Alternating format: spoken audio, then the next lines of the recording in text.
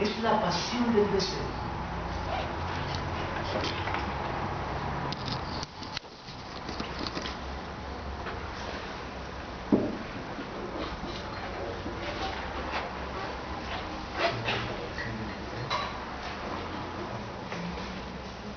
Miren, lo digo rápidamente porque me faltan muchísimas cosas.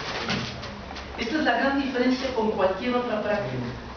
Es decir, hay prácticas, sí, donde el profesionista se coloca en el lugar del sujeto y entonces hay una intersubjetividad. Y hay prácticas donde el profesional sí se coloca en el lugar del gran otro. Y entonces es el que sabe, es el que dice, es el que tiene, es el que sabe. Cuando uno va a análisis, se produce.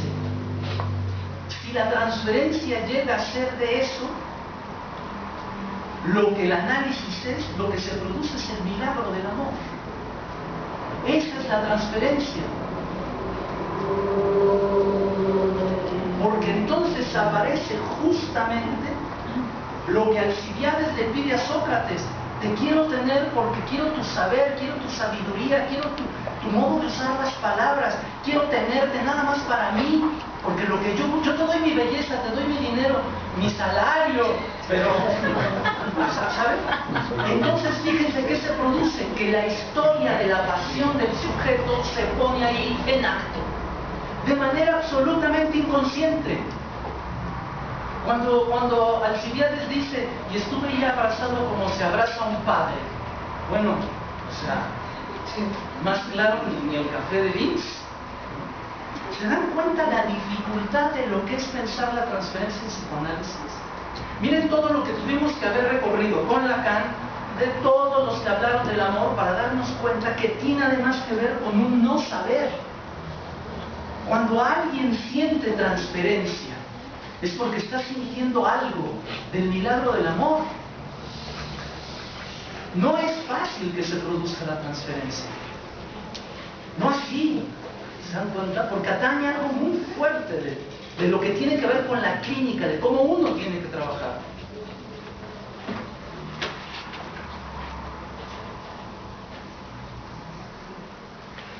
Pero a ver, ahora ponlo de lado al analista. O sea, ¿qué le pasa al analista cuando vivencia, cuando siente ese amor, esa pasión que está dirigida de parte del analizante a su persona? Lo primero que el analista tiene que saber es que está dirigida a la alma que él envuelve. Eso es lo primero que tiene que saber. Había un psicoanalista norteamericano que decía, yo creí en la transferencia porque una mujer muy hermosa me dijo que estaba enamorada de mí y después de sesión me vi en el espejo. La transferencia es verdad.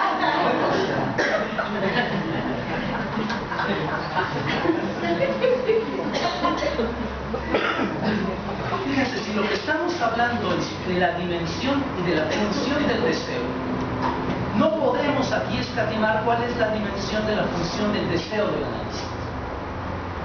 Y tenemos que entrar a esto. Si uno piensa en el concepto de la transferencia en un sentido clásico, uno se va a dar cuenta que desde Freud la transferencia tiene que ver con la repetición.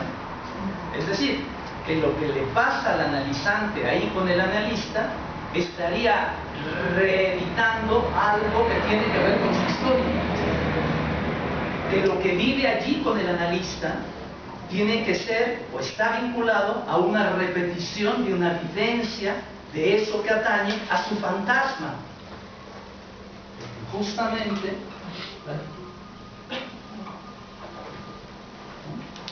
esto es lo que el analista sabe.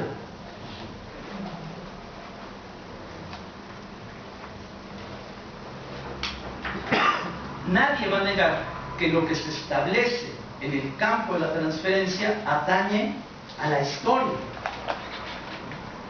De hecho, nadie puede negar que lo que hace a la maravilla del psicoanálisis es que hablando lo que se presentifica es la materialidad de la historia del sujeto en ese nuevo vínculo, que fue lo que le pasó a Ana O con Breuer. Cuando Ana O dice que está embarazada de Breuer, lo que se produce en Breuer es un cisma porque él no había hecho nada, y sin embargo Ana O decía, sí, es tuyo. Ya, y Breuer decía, ay,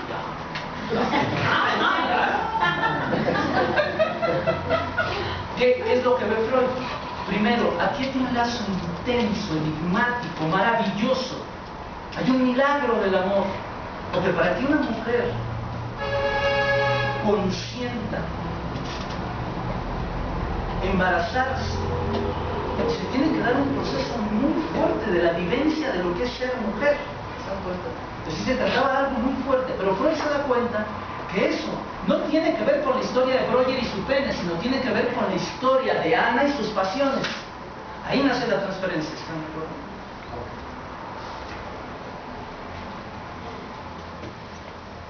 Sí es cierto, hay una repetición, hay una historización, pero reconozcamos que la transferencia se da un margen, un espacio, una tesitura, donde se produce algo también del orden de lo inédito, con esa relación.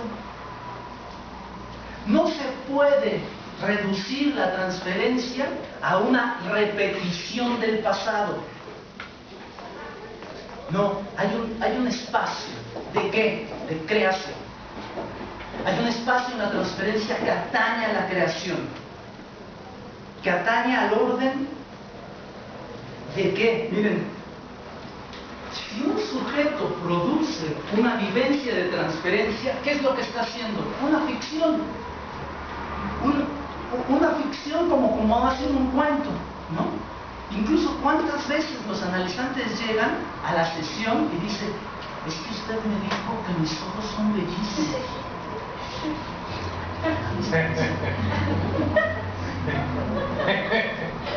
Me estaré volviendo.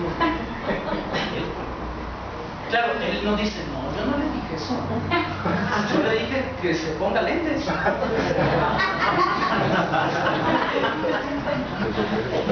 Y fíjense qué produce estudios. Esta ficción es maravillosa, es radicalmente literaria, creativa, ¿saben? Y se produce un amor que tiene que ver con la creación y con la literatura y con el cine y con la ficción. Y entonces hay algo de una creación que se juega allí en el acto de la transferencia. Tan es así que miren lo que hace Sócrates.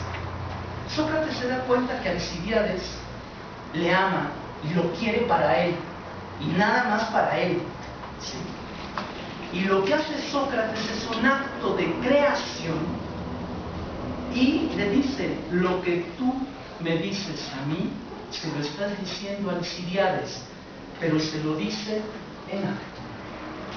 Un acto que es del orden del presente. ¿Sí? Es decir, sí, en la transferencia hay una dimensión que atañe al pasado. Claro que sí. Pero en el momento en que interviene Sócrates, interviene en el presente. Es decir, en el momento actual que el sujeto está viviendo su vida. No gritas, es que es importante. Tú a quien deseas es a Agatón, y si lo deseas como lo haces conmigo, mostrarás la fuerza maravillosa del milagro del amor, porque estarás en el lugar de un Erastés y serás un hombre apasionado del deseo, y eso es lo que nos hace conocer la verdad de la vida. ¿Se dan cuenta de lo que hace Sócrates? Pero hoy, ahorita, ahí está Agatón.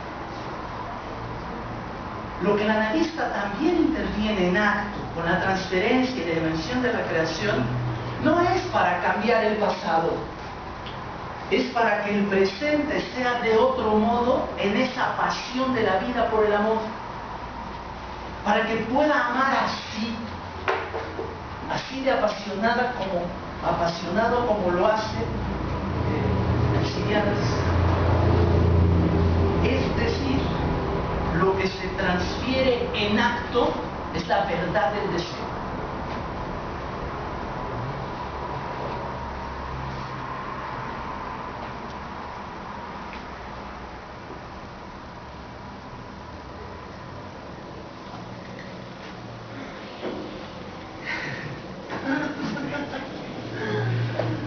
No se trata nada más de desear a un hombre o a una mujer. Tal vez la verdad del deseo es alguien que quiere irse de viaje, ser libre, volverse músico, ser pintora, pintar los árboles, ir a la revolución. ¿Saben? O sea, no es nada más del orden. Yo sé que me está dando calor, pues hay temas. Una bocanada de aire. ¿Por qué? Porque si no hay este acto de creación, ¿cuál sería entonces si no la intervención del analista? ¿Se dan cuenta qué maravilla es esto que estamos viendo? Si ustedes a alguien le enchufan un saber, le enchufan el saber teórico o el saber del marco en el que representan, ¿qué cambio va a haber? Eso es preconsciente. Esto se trata de otra cosa. Desde aquí así.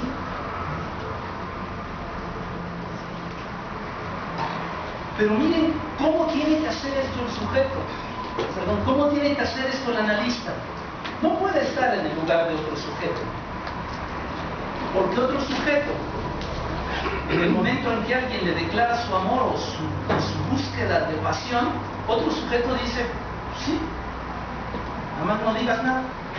¿No? Claro que va a decir, además, por eso es uno sujeto. Pero prometes que no dices nada.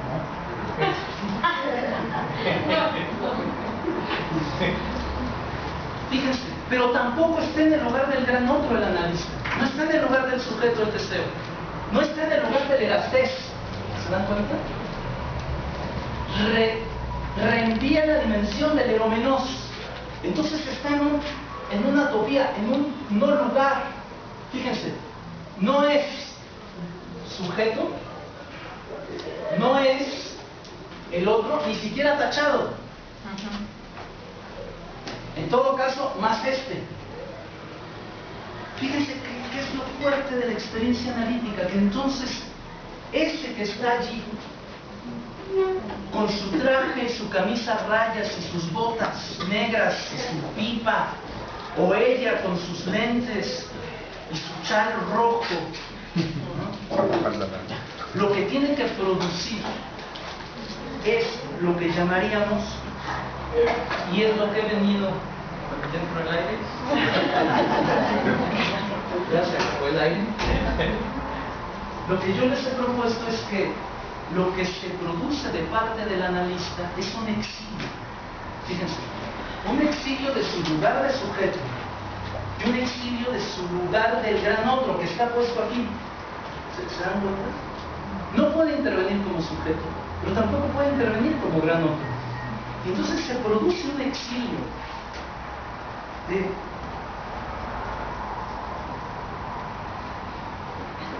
el analista intervendría desterritorializándose del lugar del sujeto, desterritorializándose del lugar del otro, para intervenir en un campo lógico, es decir, para intervenir en algo del orden de una función.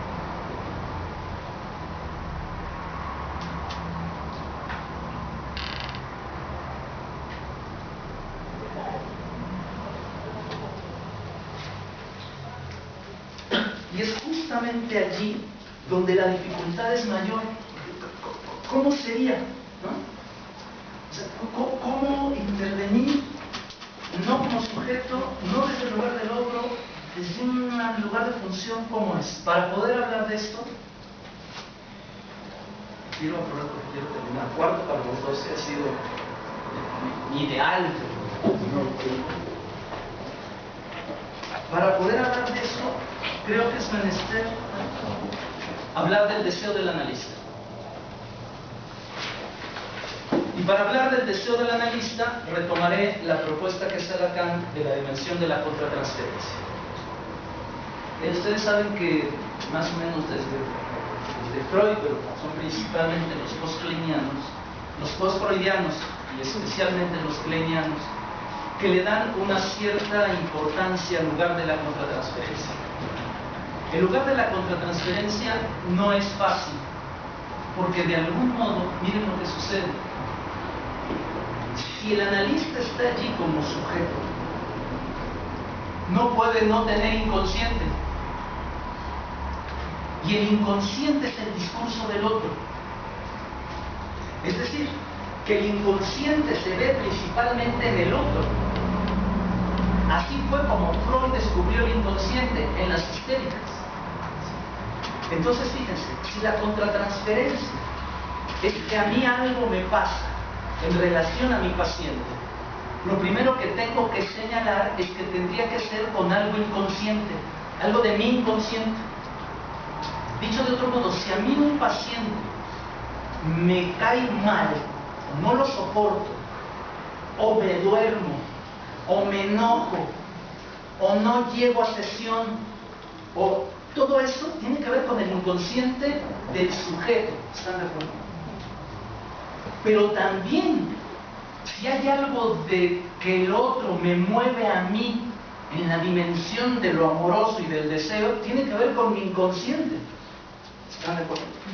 Es decir, algo del orden de mi transferencia está dada al analizante. Y yo no sé qué es, pero se manifiesta de esta manera. Por lo tanto, lo primero que se pensó en el campo de la historia del psicoanálisis es que la contratransferencia era mala, no estaba bien. Entonces que la contratransferencia, mucho cuidado con la contratransferencia. Hasta que los kleinianos dijeron, si esto tuviese que ver con el inconsciente del analista, visto en el inconsciente del otro, esto significa que hay algo en el analista que tiene que ser pensado, que el analizante le provoca en su relación con ese vínculo. ¿Sí me explico? Y entonces lo que los kleinianos empezaron a decir, no, la contratransferencia tiene que ser pensada como la transferencia, es decir, a trabajar. La contratransferencia es un elemento de análisis. Claro, los lacanianos diríamos, es transferencia. Sí, pero ahorita respetemos esta palabra de contratransferencia porque se entiende muy claro, ¿no? ¿Qué siente el analista con su paciente? Entonces ha habido diversas maneras de plantear qué hacemos contra la contratransferencia. Por ejemplo, hay quien dice, hay que decirle al paciente, miren, la otra vez yo acabé muy mal en la sesión porque lo que me di cuenta es que la proyección de sus objetos hostiles fueron introyectados en mí y yo a mi vez los proyecté. Hay gente que lo toma muy serio, es decir, que cree que eso es importante porque el analizante entonces puede analizar de otro modo la dimensión de la proyección de sus objetos hostiles. Esa es una manera de trabajar. Hay quien cree que entonces hay que trabajar de inconsciente a inconsciente. Y no lo digo de kleinianos, lo digo de gente muy afamada en París, discípulo de Lacan, que habló en un seminario y que además escribe cosas como El psicoanalista en el diván, ¿no? Donde plantea que hay que trabajar de inconsciente a inconsciente.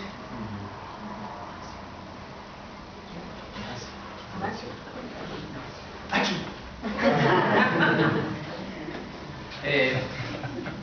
¿Qué es lo que Lacan plantea? Lacan plantea, retoma de los kleinianos que la contratransferencia no es algo a satanizar, ni es algo a la que le tengamos que quitar su importancia, sino al contrario. Si la transferencia es estructural, la contratransferencia parece que también, es decir, tenemos que pensar qué sucede del lado del analista.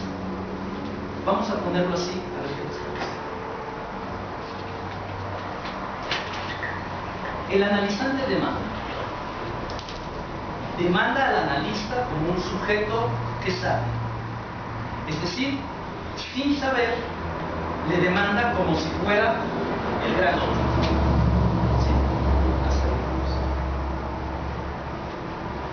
Esta demanda se transfiere en demanda de amor.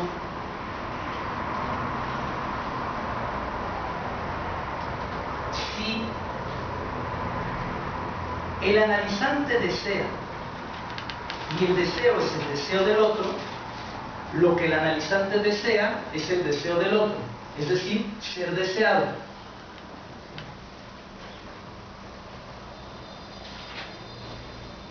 Demanda apasionadamente en este ser deseado, digamos en otra tonalidad, lo que demanda es un gran amor.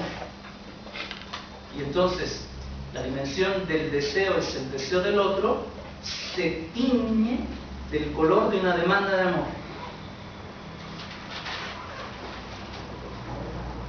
Demanda apasionadamente ser amado por quien tendría el agalma en su interior.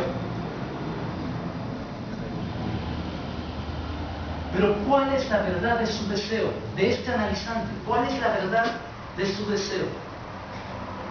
Algo que atañe estructuralmente al otro, a saber, que es en el campo del otro donde está el agalma. O sea, el agalma no está así. ¿Se acuerdan cuando yo les decía, en el centro del dashbin está A? Déjame ponerlo así. El agalma está en el campo del otro. Esto es estructural. Dicho de otro modo, yo no me puedo enamorar de alguien a quien no admire, a quien no le suponga un saber, un poder, una maravilla. Esto es estructural. ¿Sí? Entonces,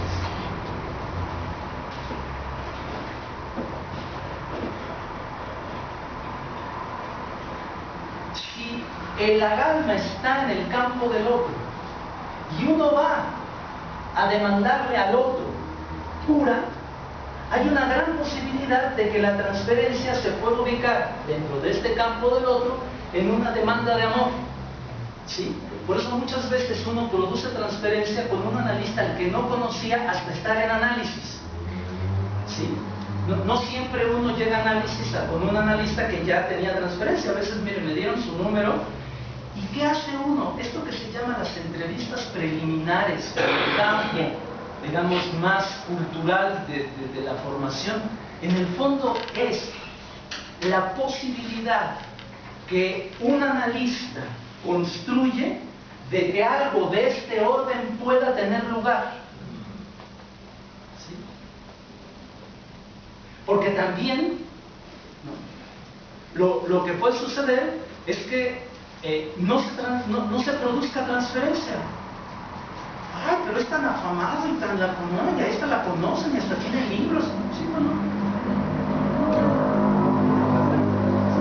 Claro que en el momento en que uno está construido por significantes y la demanda es al campo del otro y el agalma está dentro del campo del otro, hay una posibilidad de que la transferencia se haga aunque el analista no sepa que lo está haciendo o no tenga el marco teórico lacaniano. ¿Se dan cuenta?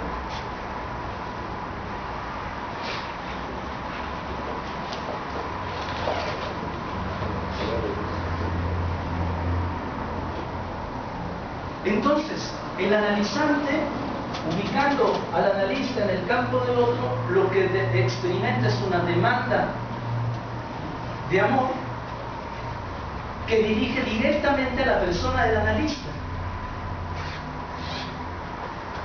Ahora, ¿qué hace el analista con ese amor? ¿Qué hizo Sócrates con ese amor? No lo rechazó groseramente. No fue grosero con ese amor de Alcibiades, ¿no? De algún modo, el analista no puede ser grosero con el amor porque nadie debe ser grosero con el amor. No nada más el analista. Si alguien nos muestra un signo de amor, aunque sea un WhatsApp, mal haríamos en ser groseros. Eso no significa que respondamos a la demanda. Tampoco podemos reprimirle, ¿no? Usted no puede sentir eso por mí, porque yo soy su analista. Es igual, ¿sí? No nada más hablo de amor, hablo también de enojo. no se enoje conmigo, pues eso es transferencial, seguramente tiene que ver con su papá. No estoy bien encabronado con usted porque, ¿no? ¿Se dan cuenta? Si el analista no puede hacer como que no sabe que se trata del orden de la transferencia, aunque no sepa que se juega en el orden de la transferencia. Y miren esto. Reconozcamos que de algún modo el inicio de todo análisis comienza cuando un analista declara que le interesa que alguien vaya y toque su puerta. Es decir, que en el momento en que nos decimos psicoanalistas, de algún modo a todo aquel o aquella que entre por esa puerta, en relación a lo que yo planteo como clínica, uno podría decir que uno ubica a ese analizante en el lugar de lo menos. ¿Sí? Es decir, ¿por qué? Porque si yo estoy aquí como analista es porque está usted aquí con su historia, su vida y lo que le pasa. Déjenme decirlo así. Si el analista no le tuviera un mínimo de transferencia a su analizante, no habría ni siquiera psicoanálisis. Quieren en lugar de transferencia ser más coloquial, decir, si no hubiera un mínimo de cariño a esa historia, si no hubiera un mínimo de interés al sufrimiento que alguien trae, si a uno no se le jugara algo del orden de la pasión clínica por aquel o aquella que me está contando su historia dolorida, le parezca a los otros o no dramática, no habría análisis.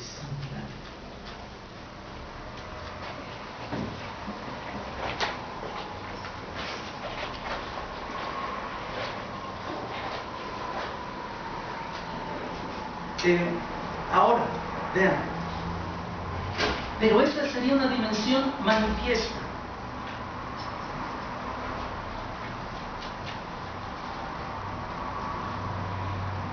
Ahora, ¿qué sería lo latente? Lo latente es que el objeto, el agalma, ya está en el otro. Y ese otro, al que se le demanda el analizante, que no lo sabe, lo que el analista procurará es que devenga erastés. ¿Se dan cuenta? Dicho de otro modo,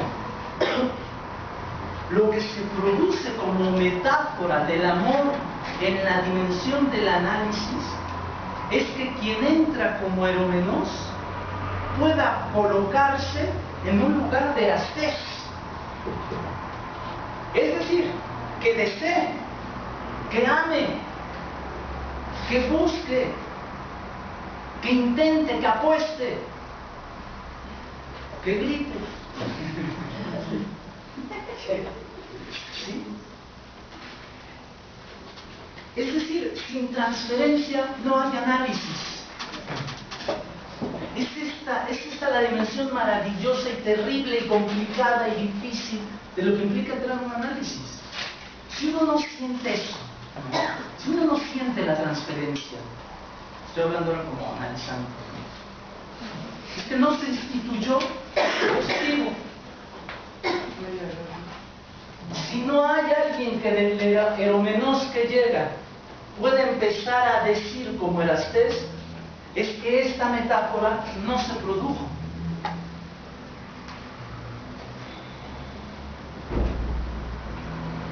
Ahora vuelvo. ¿Qué hace el analista con eso que es lo estructural de su práctica?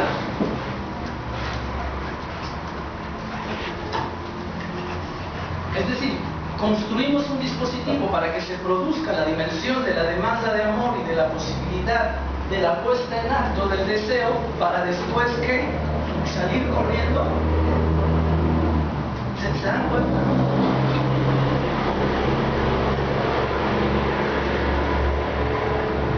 Más, ¿qué hace el analista con lo que siente frente al deseo o la pasión de un analizante?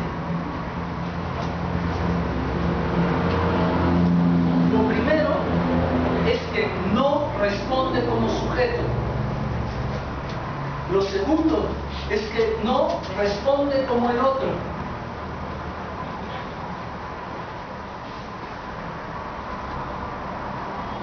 Es decir, no responde como sujeto del deseo ni como otro del poder.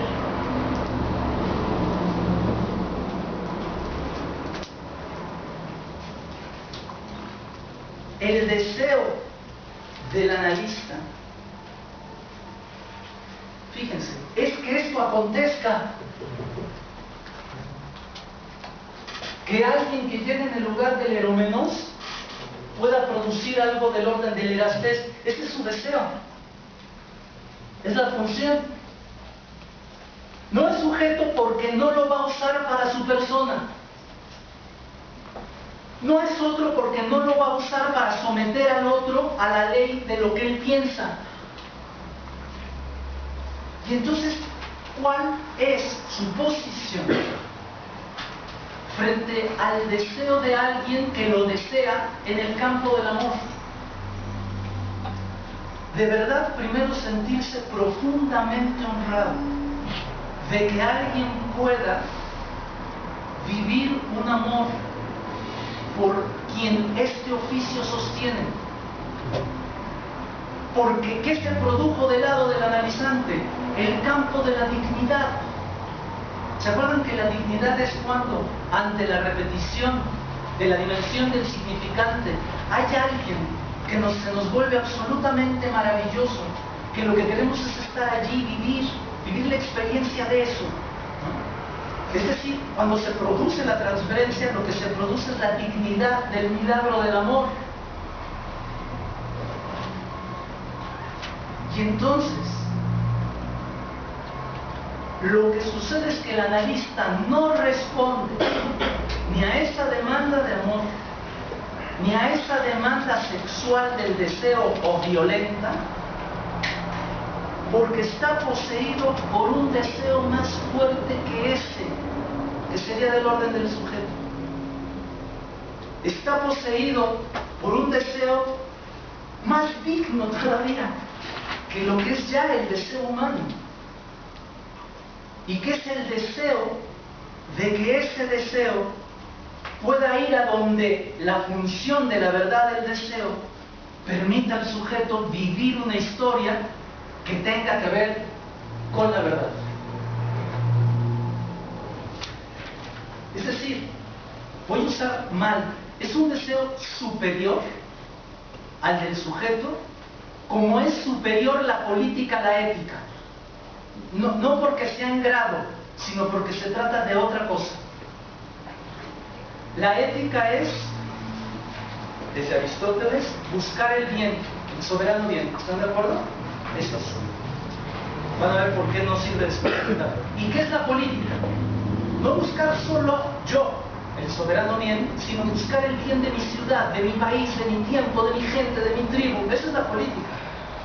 ¿Saben? En ese sentido hay una diferencia. Cuando hablamos del deseo del analista, sería un deseo, el analista está tomado por un deseo más fuerte que el deseo sexual y que el deseo de poder y que el deseo de violencia, que es el deseo justo que lo coloca redireccionando la dimensión de la función del deseo a algo del orden de una verdad de esa historia del sujeto.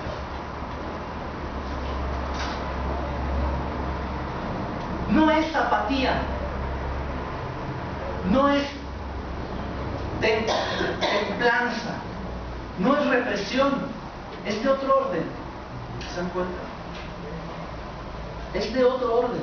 Por eso un analista no puede tener relaciones sexuales con sus pacientes, no puede ni debe, porque entonces no es nada más por una cuestión moral, sino porque entonces no habría este oficio, se trataría de otra cosa. Eso es fundamento de este movimiento, no tiene que ver ni con moral, no tiene que ver con esto, con esta práctica. Como Sócrates, no implica que sea grosero, no tiene que ser grosero, ni tiene que empujar, tiene que saber que eso tiene que redireccionarse justamente por un deseo, porque el analista está hablando por un deseo mayor. Un deseo mayor que atañe a la verdad del deseo del analizante en vinculación con el agalma que produce el torbellino de pasión. Es decir, el analista tiene que redireccionar eso que está puesto en su persona hacia alguien que pueda en ese vínculo gestar con quien ya está en posición de las test una dimensión de apuesta. Por eso cuando uno sabe que hay alguien con una fuerza en la transferencia, uno como analista se pone contento, porque sabe que esta función se ha producido. El problema es cuando esto no se produce, déjenme decirles por ejemplo, con las profundas depresiones, donde no hay estrés. Entonces, cuando hay transferencia, el analista está contento, aunque sea una transferencia de bronca, el analista está contento porque hay algo del orden del elastés, entonces se puede, digamos, vincular hacia los agatones de su vida, o las agatonas. Es decir, Sócrates se niega para permitir que Alcibíades pueda aspirar a la belleza, al espacio de la divinidad y también a lo que atañe al florecimiento de su alma. En ese sentido es una metáfora lo que sucede en el análisis y lo que nos presenta la realidad.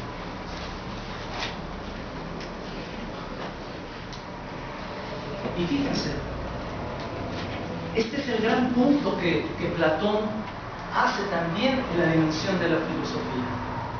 Lo que Platón hace en la dimensión de la filosofía es la importancia que atañe a la dimensión de la verdad, no tanto del bien, porque no está, pero era lo que yo les decía.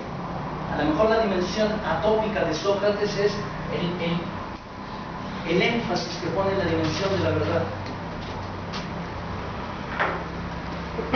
Ustedes saben que Sócrates fue condenado por su propio pueblo al exilio.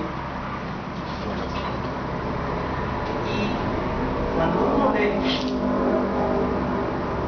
la apología de Sócrates, es decir, lo que Platón nos dice, y Sócrates dice, déjenme solamente señalarles algunas cuestiones rapidísimas. Mis acusadores, voy a brincar un montón de cosas. Mis acusadores decían que tenías que precaverlos de ser engañados por mí, porque dicen ellos, soy hábil para hablar. Estos llaman hábil para hablar al que dice la verdad. Desde antiguo y durante ya muchos años han surgido ante vosotros muchos acusadores míos, sin decir verdad alguna. Estos acusadores son muchos y me han acusado durante ya muchos años. Acusaban in absentia, sin defensor presente. Lo más absurdo es que ni siquiera es posible conocer y decir sus nombres. Ha habido dos clases de acusadores míos: los que me han acusado reciente y otros que me han acusado desde hace mucho.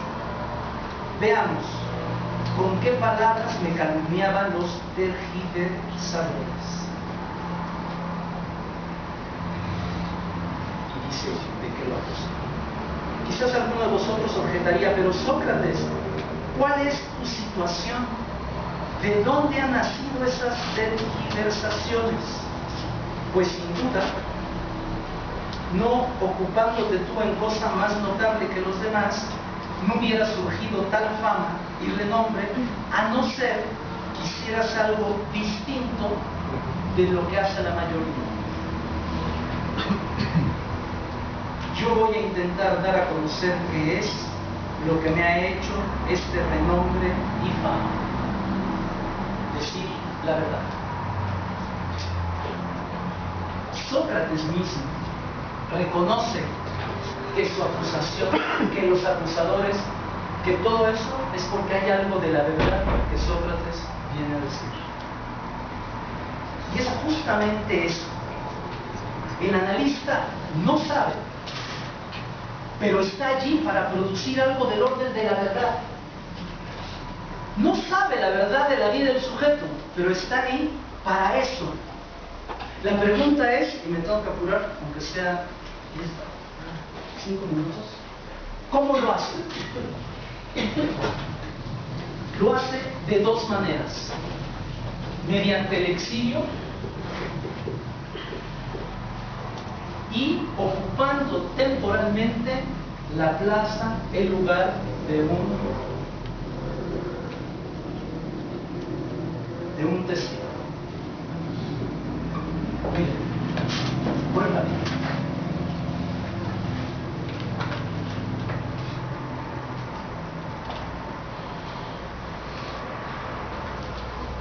La verdad no aparece solamente en el lenguaje. Muchas veces la verdad aparece en las heridas del lenguaje. Muchas veces la verdad puede brillar en lo que llamaría el desgarramiento de la desnudez. Cuando el analizante se desnuda para mostrar sus heridas, lo que se produce es una extraterritorialidad de su vida cotidiana. ¿Por qué? Porque en el desgarramiento de la desnudez, lo que se vislumbra es imposible.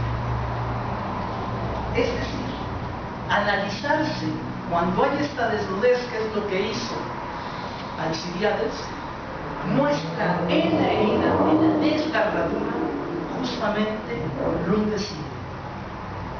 Déjenme decirlo así: en el desgarramiento se muestra lo insoportable. Y esto insoportable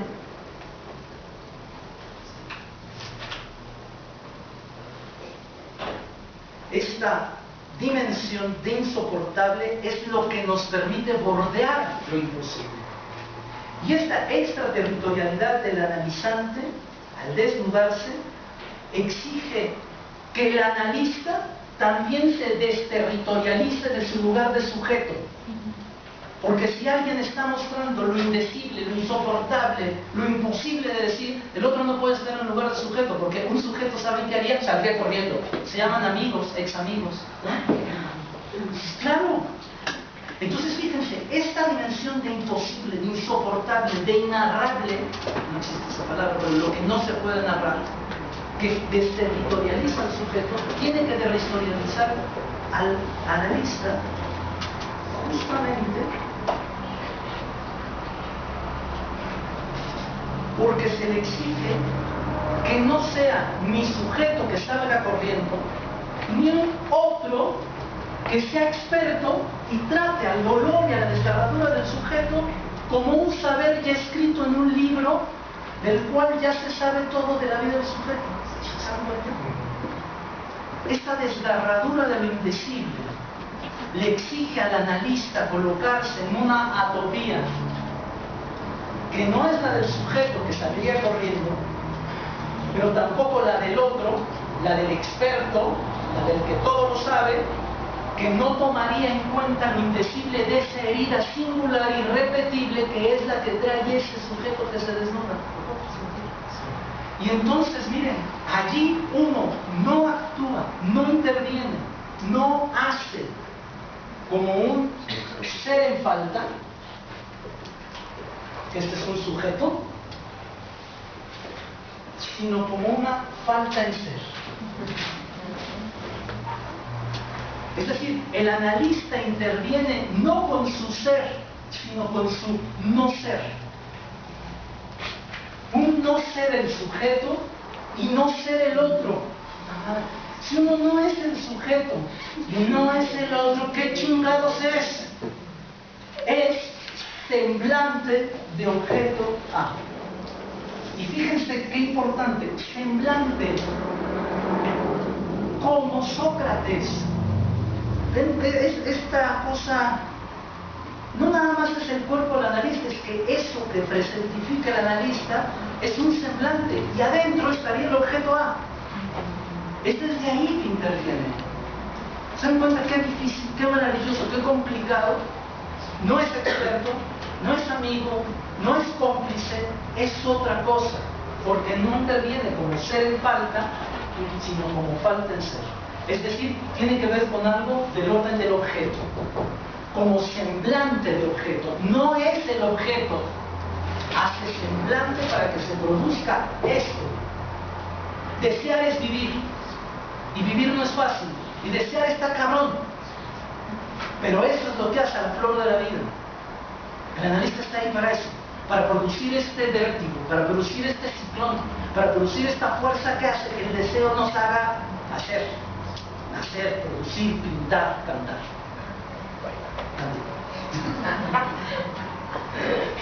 Pero a ver, sí, eso está muy bien, pero es muy teórico.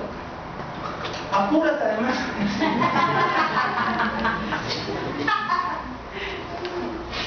4 minutos. Permítanme dar una metáfora. El analista está de algún lugar, en algún lugar, como un testigo en exilio. Fíjense.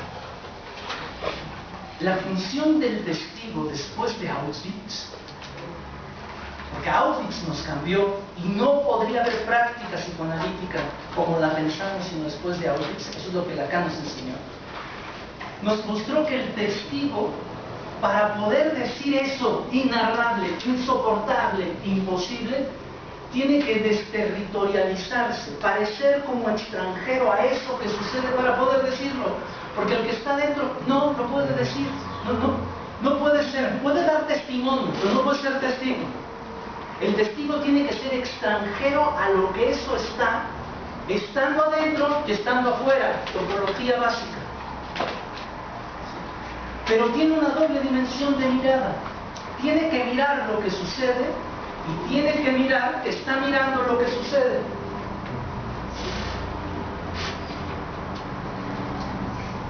Justamente, testigo es quien puede mirar sin deshacerse y sin empoderarse la dimensión de lo indecible. Les propongo eso. Eso es un testigo, no cualquiera.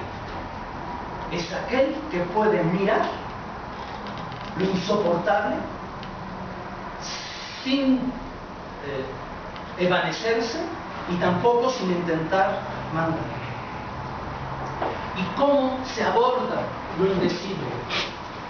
¿Cómo se aborda lo insoportable? Y esta es la historia de la humanidad, por la poesía,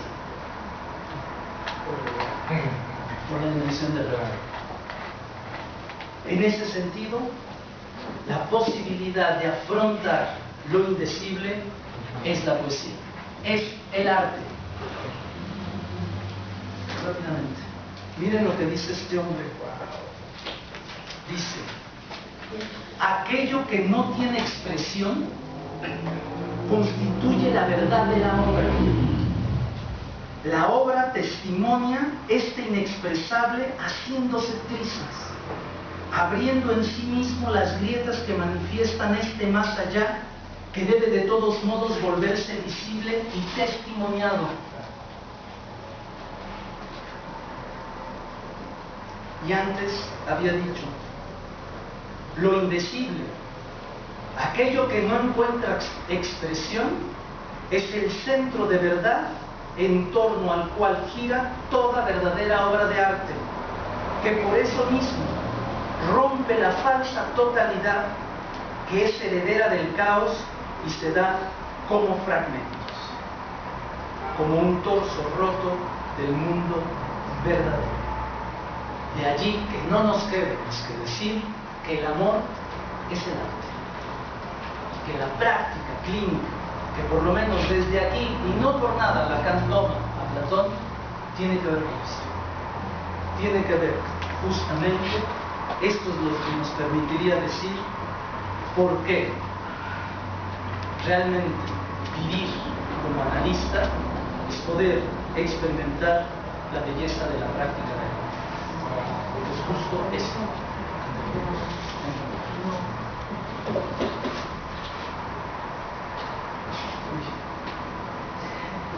Una vez no puede hablar sin... Bien, muchas gracias, nos vemos en el...